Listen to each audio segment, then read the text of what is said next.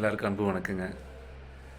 ஆம், நமது கவுண்டம்பாளையம் திரைப்படம் நாளை 5ஆம் தேதி வெளியாக இருந்த நிலையில் அந்த படத்தினுடைய ரிலீஸ் தேதி தள்ளி வைக்கப்பட்டுள்ளது. அப்படிங்கிறத ரொம்ப வருத்தத்தோடு தெரிவிச்சுக்கிறேன். நான் ரொம்ப சங்கடமாக இருக்குது.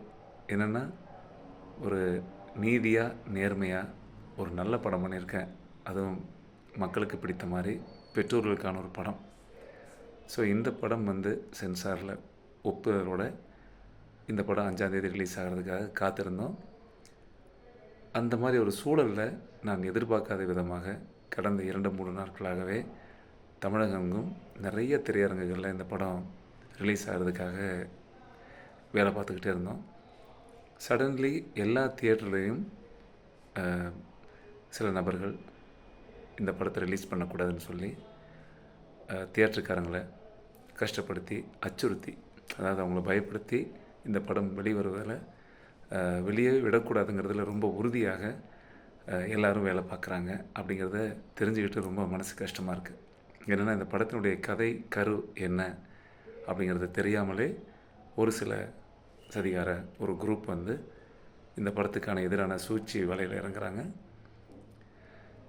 இந்த படத்தில் நான் என் மனசாட்சிக்கு தகுந்த மாதிரி பெற்றோர்கள் பார்க்குற மாதிரி ஒரு நல்ல கதையாக சொல்லணும்னு சொல்லியிருக்கிறேனுங்க. இந்த படம் ஒரு விழிப்புணர்வான படம் தான் சொல்லியிருக்கேன். இது மற்றபடி ஒரு சாதிய உணர்வை தூண்டுறதோ ஒரு மத உணர்வை தூண்டுறதோ அந்த மாதிரி எந்த வகையிலையும் நான் இதில் தவறு செய்யலை. நான் இது படம் மிகுந்த எதிர்பார்ப்போடு இந்த படம் நாளைக்கு வெளிவரும்னு நினச்சிருந்தேன்.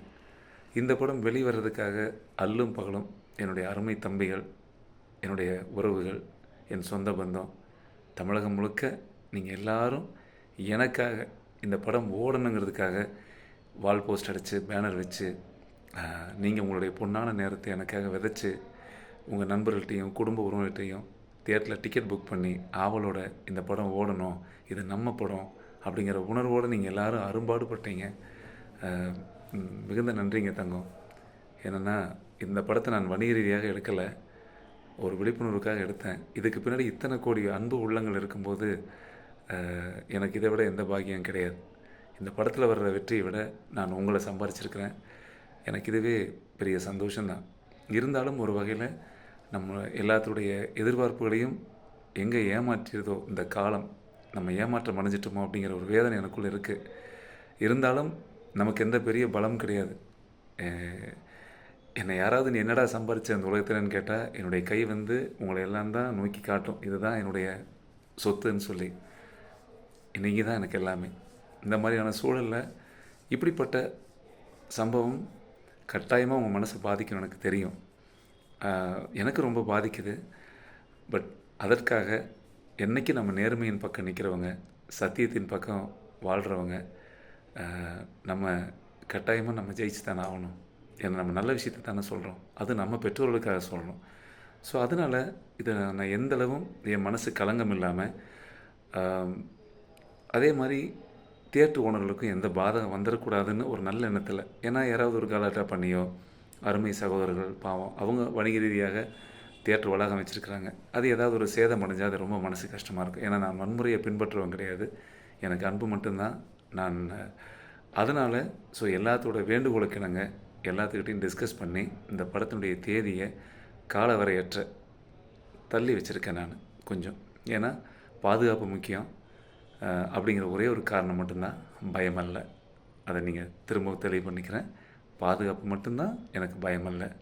நேர்மை மட்டும்தான் நம்ம சொத்து தங்கம், வேறு எதுவுமே நம்ம கையில் கிடையாது. இது சம்மந்தமாக மேற்கொண்டு இந்த படத்தை வெளியே கொண்டு வர்றதுக்கான என்ன முயற்சியாக இருந்தாலும் அதை அரும்பாடுபட்டு நாம் எல்லாம் சேர்ந்து செய்வோம். நீங்கள் என் கூட இருக்கும்போது யானை பலம் மாதிரி.